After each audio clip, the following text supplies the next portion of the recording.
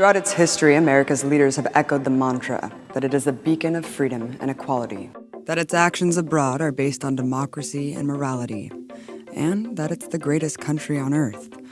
America's actions, we've been told, have been for the greater good, that its citizens are in this together, united under the banner of one nation under God.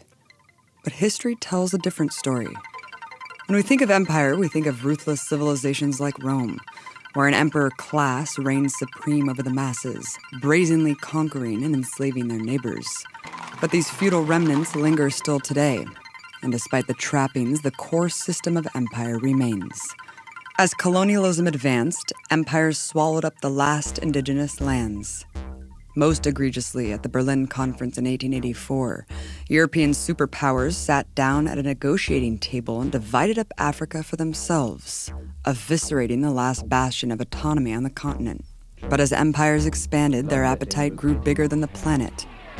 The feeding frenzy came to a head in 1914, when the rulers of competing empires led 17 million people like cattle to the slaughter.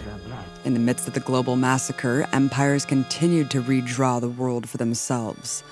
Under the Sykes-Picot Agreement of 1916, the UK and France drew their own borders in the Middle East, deciding the fate of millions and showing how arbitrary borders really are. Their unquenchable thirst for power and profit led the empires to clash again barely 20 years later, with unspeakable horrors claiming the lives of 60 million human beings, culminating with the most catastrophic weapon the world has ever seen. The use of the atomic bomb against the civilian cities of Hiroshima and Nagasaki was a defining act of terror that cemented America's standing as military supreme.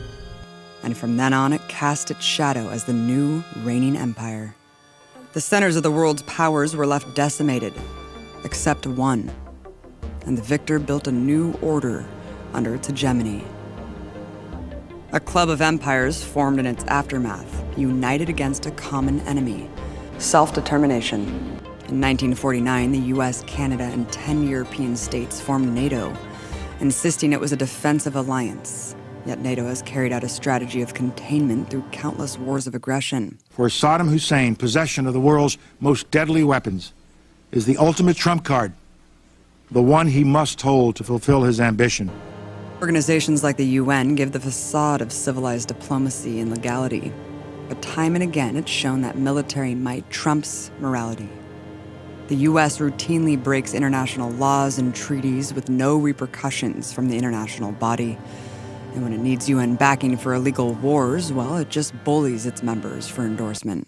Intervention after intervention, this growing empire has subverted the democratic processes of dozens of countries, undermined the people the world over, and installed countless dictators loyal to its will. War after war, it has swallowed up or attempted to destroy any land that has not capitulated to its demands. Even within their own borders, in cases where its own people dissented, the empire deployed the military against them. Incidentally, every intervention seems to follow a similar trend. In Latin America alone, the US military has intervened 56 times to determine the destiny of other nations. But let's just look at 3 examples. In 1944, a revolution in Guatemala overthrew US-backed dictator Jorge Ubico and elected Juan José Arevalo in the first free elections. But his progressive reforms offended the United Fruit Company and other corporations' rule of the island.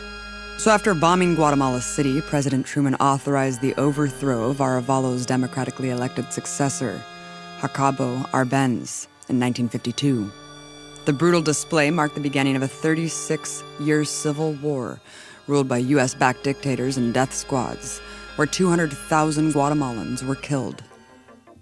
In the Dominican Republic, the people democratically elected Juan Bosch to power in 1962, after being ruled by a US-trained dictator for 31 years, whose reign is considered one of the bloodiest in all of the Americas. Just 1 year later, Bosch was overthrown by a US-supported fascist military coup. But growing resistance led President Johnson to deploy more than 22,000 troops in the DR in 1965, killing 3,000 people and enabling the military occupation to continue for decades. Then there's Chile, where the U.S. spent $6 million to undermine leftist leader Salvador Allende before he was even elected in 1970.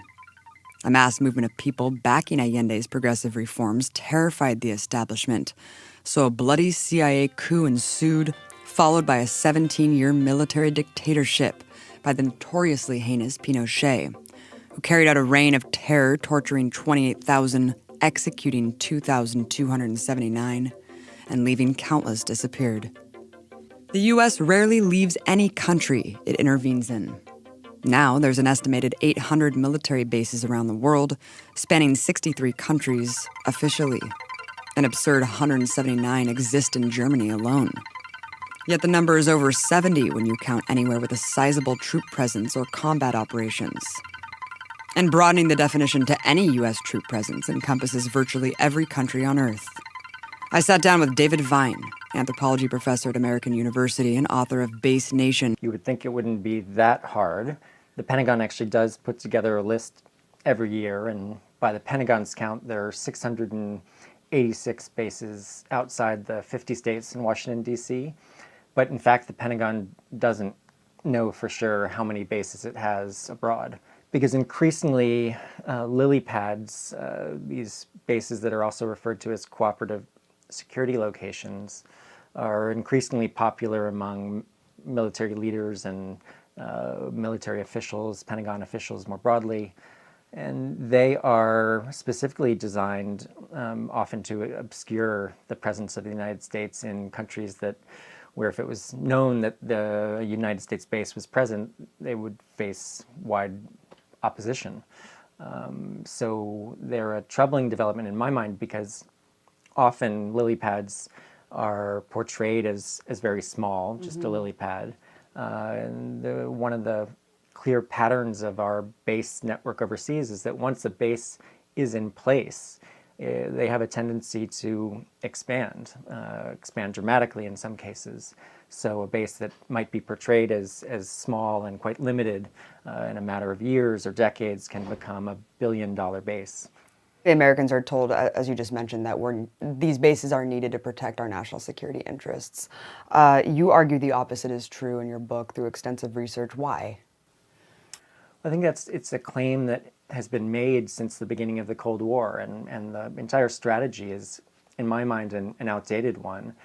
People have not been forced to defend the argument that these bases overseas are necessary to defend the United States and to ensure global peace. These bases all too often are actually increasing military tensions. I think it's worth considering for people in the United States how we would feel with a foreign base on our soil or a single foreign base anywhere near the borders of the United States. You've made several case studies in your book just about the way militarism affects communities, not just the way it threatens U.S. national security and maybe American citizens, but all the cultures around the world that are being undermined by militaristic presence there. Talk about Okinawa, Japan, because you mentioned in your book, it's not that there's bases there, it's that the entire island is essentially one giant base. In Okinawa in particular, incidents of rape, murder, accidents involving military personnel that, of course, naturally inflame local anger and lead to what have been unprecedented protests in Okinawa, people upset about the way they're being treated by what they often see as an occupying force. And it's worth remembering that the U.S. military formally occupied Okinawa and ruled Okinawa as essentially a colony of the United States until 1972, and at which point the island was returned to Japan, but many people feel like the occupation has never ended. I wanted to speak on Guantanamo Bay. I think this is one of the most absurd examples, not only because of the detention facility, infamously. It's a perpetual occupation of a sovereign land, and for over 50 years, they weren't even cashing the rent checks for the base. And then Raul Castro, once this normalized relations dialogue is happening, he says, give us back Guantanamo, and we have our government saying it's off the table. In most cases, the United States is able to disguise occupation through pressuring local elites, through the money expended to maintain the bases that keep enough elites happy. In Cuba, we see a just very transparent colonialist, imperialist occupation of a foreign land that's been going on since U.S. leaders were unabashed about declaring the United States an empire. The turn of the 19th to 20th century, there was great pride among U.S. leaders in developing a collection of colonies and effectively controlling countries like Cuba, even though they weren't formally part of the United States. And this policy has essentially remained in place and is another egregious example of how our bases are all too often fundamentally undemocratic and are in direct contradiction to the highest ideals of democracy that I think many of us in the United States would like to hold up. You also talk in your book extensively about the hypocrisy of this human rights rhetoric when it comes to U.S. cooperation with countries that are hosting U.S. bases. So often, U.S. leaders have trumpeted the bases as spreading democracy and a force for good and for democracy in the world, when there's also a clear preference that we see the U.S. military having for maintaining bases in undemocratic countries, in countries ruled by repressive regimes. So we see our bases all too often propping up these undemocratic, repressive, often violent regimes and actively suppressing pro-democracy movements. So that is certainly part of the explanation. Many of the undemocratic countries in which U.S. bases are located are found in the Persian Gulf. The U.S. has bases in every Persian Gulf country except Iran, and large numbers of bases, a growing infrastructure that has been expanding for the last 30 years. And of course, these bases are directly related to the presence of oil and natural gas supplies and the desire of U.S. leaders to dominate this strategically critical part of the world. Is this just the nature of empire? The economic forces in particular and the political forces have come to drive the empire. The U.S. public has little to say about how the U.S. operates around the world, the wars it launches. The system has gotten out of control of any individual or any party or any individual political leader. And it's the system that needs to be undermined. Eisenhower's warning about the military-industrial complex seems quaint compared to the beast it is today. Out of the $1.1 trillion U.S. tax dollars used for discretionary spending in 2015, an insane 54%, or $599 billion, goes purely to military expenses. To put into perspective, America spends more on its military than the next 7 countries combined. Compare that to only 6% spent on education and a pathetic 6% on healthcare.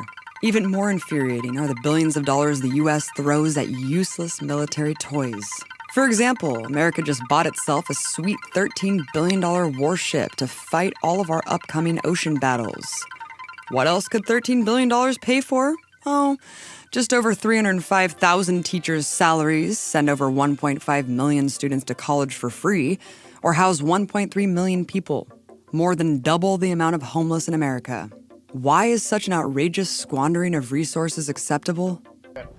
Because the empire has also installed a propaganda arm to propagate a culture of fear and militarism. But even with the corporate media at its whim, people see through the lies. Ben Griffin, a former British Special Forces soldier, talks about the fantasies versus realities of war. We were attacking families in their homes at night, taking away their men to be tortured in prison. And this was the opposite of what I'd been taught was the job of a British soldier. So when I was a kid, all the films and the comic books and the stories were about us as the good guys and the Germans and the Japanese as the bad guys. Very simplistic, but it was the Germans that captured the Jews and carried out a genocide on the Jews. It was the Japanese who treated prisoners of war badly. But here we were in Iraq doing something that looked the same as that. And you talked about raiding homes, horrifying tactics that were being employed. What other things did you see on the ground that completely contradicted what the establishment was telling the world what was going on?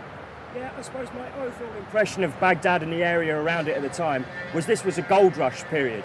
There were lots of civilian contractors, Western people, all rushing about, and it seemed like there was a lot of money to be made.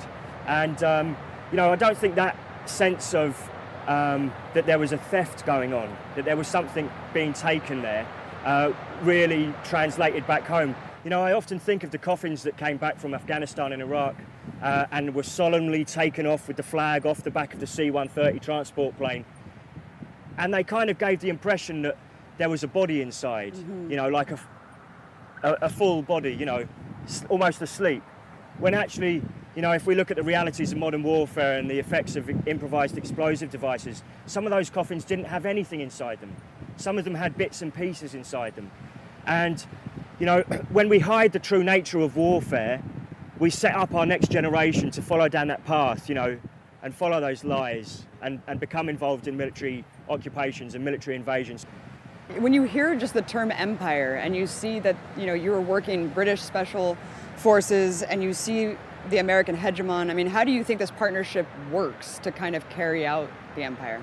I think there's a lot of self-interest involved in that. So America, is expanding its empire, and Britain has worked out in its own self-interest that the most profitable place to be is tucked in nice and close to the American eagle.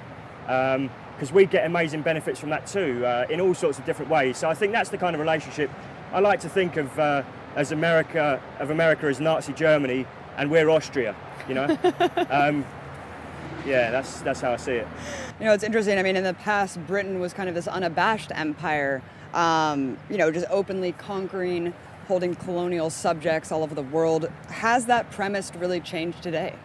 I really think the American empire has kind of like taken the place of the British Empire, but they're doing it in a much different way. So rather than physically controlling it with like an imperial force and a bureaucracy, it's you put an American base in, you sell them some weapons, you get them to be kind of on your side, as it were, and then call in favours when they're required. Right. Yeah. Right.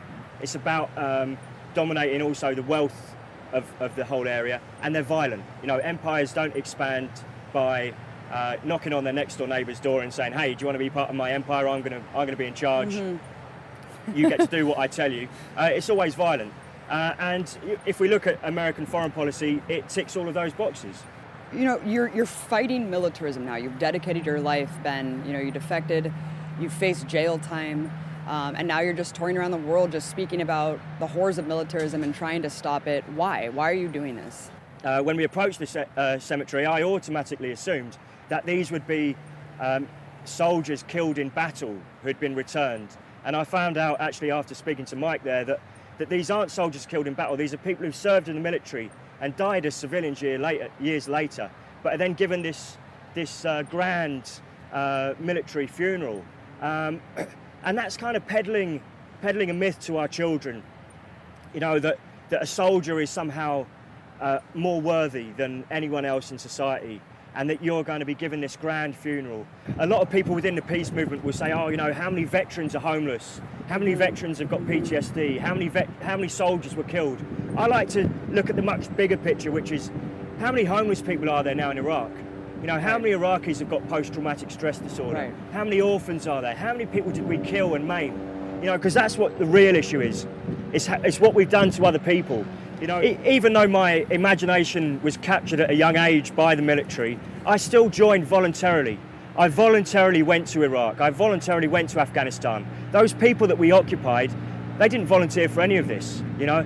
We set upon them like bullies, and people back home need to realise that. We need to try and help people to empathise with the people of Iraq, the people of Gaza, the people of Afghanistan, and get them to think, what would this be like if this was happening to me? How would I feel?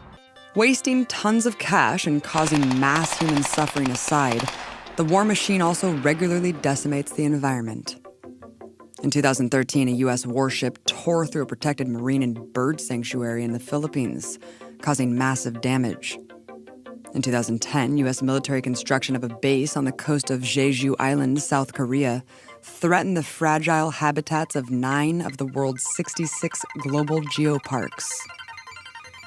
An astounding 600 U.S. military installations across pristine Alaskan landscapes have left a legacy of carcinogenic contamination. And this past summer, the Navy again began carrying out war games in the Gulf of Alaska, detonating tens of thousands of pounds of toxic munitions and unleashing untold damage to wildlife. Like days of old, the Empire only unleashes its military to protect its own power and wealth. It uses it as a battering ram for its economic policies and deploys a transnational corporate capitalist power structure which prioritizes profit over the welfare of the planet. Through extortion and subjugation, organizations like the International Monetary Fund and the World Bank have created new forms of debt slavery and colonialism.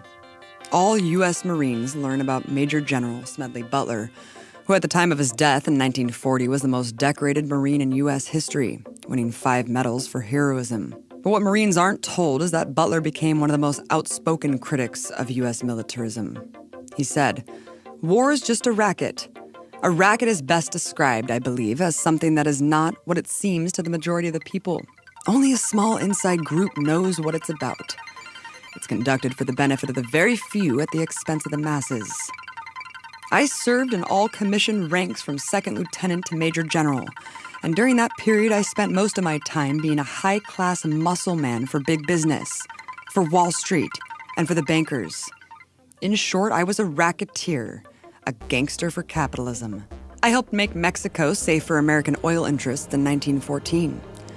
I helped make Haiti and Cuba a decent place for the National City Bank boys to collect revenues in. I helped in the raping of half a dozen Central American republics for the benefits of Wall Street. And I helped purify Nicaragua for the International Banking House of Brown Brothers. I brought light to the Dominican Republic for American sugar interests in 1916. In China, I helped to see it that Standard Oil went its way unmolested.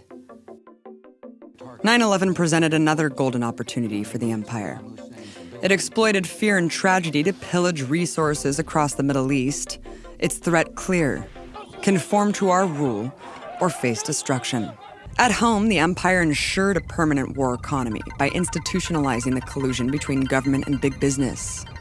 In 2008, the Government Accountability Office found that a startling 52 of the biggest defense contractors employed over 2,400 former generals, senior executives, and officers. A whopping 70% of the top generals who retired between 2009 and 2011 stepped directly into positions in the defense industry. Lobbying for war is even more blatant. Of the top 10 corporate PAC donors in 2015, half were defense contractors and war profiteers. And what do you know? Turns out that the top 4 politicians with the most authority over defense spending are also the top 4 recipients of defense behemoth Lockheed Martin. The bedrock of America is the myth of democracy, that somehow empire will dismantle itself if the right leaders are elected. Then we can just go back to what the founding fathers intended this country to be. But America was founded on colonization, the extermination of an indigenous population, and the enslavement of an entire race, all of which laid the foundation to its rise to empire. At home, the empire rots. Economic warfare abounds. In the richest country in human history, millions sit in poverty. Militarized riot cops stalk with impunity. Racism entrenched. The surveillance state spies unhinged, and political opposition incessantly quashed. The system can't afford alternatives, and we've seen how far it will go, with no remorse. It's a machine that runs on death and destruction, killing thousands of our brothers and sisters every day. But every empire falls, and the history of empire is the history of resistance to it, where people have won time and again against impossible odds to defeat their subjugation. A world dominated by U.S. hegemony and the corporate power structure it serves is cracking. And our digital age provides the great ability to build empathy, consciousness, and global solidarity. Information is power. We need to fight to unmask the empire every day in order to stop it. And every file here is a tool that will arm us in battle. Abby Martin, logging out.